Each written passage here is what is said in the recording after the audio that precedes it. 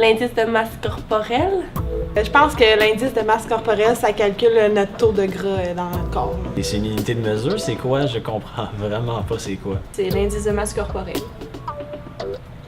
Je pense que c'est fiable, ouais. Pour les gens normaux, oui. Je peux pas vraiment débattre de si c'est fiable ou pas si j'ai aucune idée c'est quoi, là.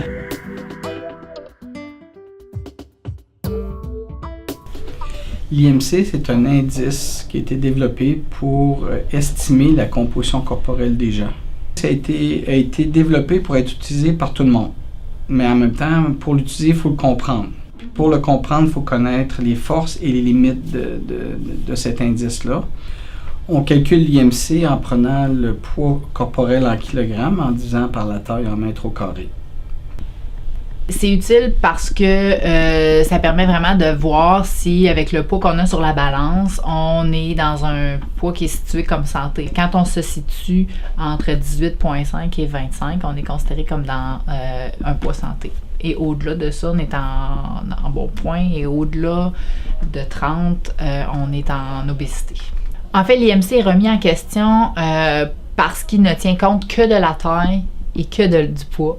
On ne tient pas compte de l'activité physique que la personne fait, qui est une donnée très importante. Ça ne tient pas du tout compte du pourcentage de masse adipeuse, ni du pourcentage de masse musculaire de la personne. Ça ne tient pas compte non plus de la densité osseuse. Plus on vieillit, plus la densité osseuse diminue. La femme, généralement, va avoir un 10% plus de graisse que l'homme pour le même IMC. Et aussi, la répartition de la graisse n'est pas la même. L'homme va avoir tendance à accumuler plus au niveau du ventre, au niveau abdominal, alors que la femme, avant la ménopause, va accumuler plus au niveau périphérique, des hanches et des bras. Puis la graisse périphérique est moins nocive pour la santé. Chez les enfants de moins de 18 ans, généralement, on ne l'utilise pas parce que la croissance, les changements au niveau de la croissance peuvent affecter l'IMC. Des athlètes qui vont s'entraîner en salle de musculation, vouloir gagner beaucoup de masse musculaire. Chez eux, l'IMC, des fois, va être un peu trop élevé parce qu'ils ont une grosse masse musculaire qui, sur la balance, donne un chiffre très élevé, mais en fonction de leur taille, ça donne un chiffre qui donne l'impression qu'ils sont en surpoids, alors que si on calculait leur masse adipeuse toute seule, ça ne compterait pas. Ou dans certains sports, très particulier. Des fois, on peut avoir des IMC qui sont très proches de 18,5 dans la zone minimale de l'IMC qu'on considère comme santé, mais qu'en réalité, ils sont très minces dû à une très grande dépense calorique ou à quelque chose, une spécificité du sport qu'ils pratiquent qui demande justement d'être relativement léger. Chez les personnes âgées, il y a une perte de masse musculaire avec l'âge.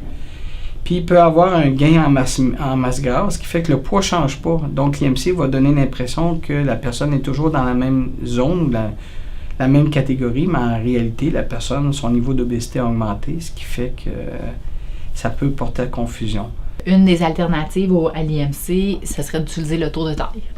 Donc, en fait, moi, c'est une des mesures que j'utilise dans le cadre de mes cours. Je demande à mes étudiants de mesurer le tour de taille. Donc, ça permet d'évaluer si on a un tour de taille normal. Il existe plusieurs autres alternatives aussi. On pourrait faire des mesures adipeuses. Donc, si vraiment on veut avoir une information au niveau de sa santé, de son impact, de son poids, d'avoir une idée de son pourcentage de gras, ça peut être pertinent. Puis idéalement, là où il y aurait des coûts peut-être légèrement supplémentaires, ça serait d'avoir un profil sanguin. Sur un plan populationnel, lorsqu'on a beaucoup de sujets, l'IMC a une très bonne valeur, vraiment un outil très intéressant. Étant donné que c'est simple d'utiliser, donc c'est quelque chose qu'on peut faire à grande échelle. Puis ça peut nous aider à analyser l'état de la composition corporelle d'une population. Par contre, même si c'est pas optimal, on peut l'utiliser quand même sur un plan individuel. Mettons quelqu'un qui passe d'une valeur X à une valeur Y dans le temps, ça peut nous donner quand même une idée qu'il y a eu des changements au niveau de sa composition corporelle, mais on ne peut pas quantifier où sont les changements par rapport à la masse grasse ou à la masse musculaire. Est-ce que le poids santé existe? Oui, mais il y a d'autres valeurs. Moi, je dis toujours, mieux vaut avoir un petit surpoids et être actif physiquement qu'être inactif, mais d'avoir un poids qui est considéré comme dans la normale. Donc, je pense que l'activité physique a une importance beaucoup plus grande que le poids comme tel sur la balance ou l'IMC. Moi, c'est comme ça que je le perçois. Je suis une spécialiste de l'activité physique aussi. Je prêche par l'exemple le plus possible. Mais à mon sens, le poids santé existe-tu? mi-figue, mi-raisin, à moitié.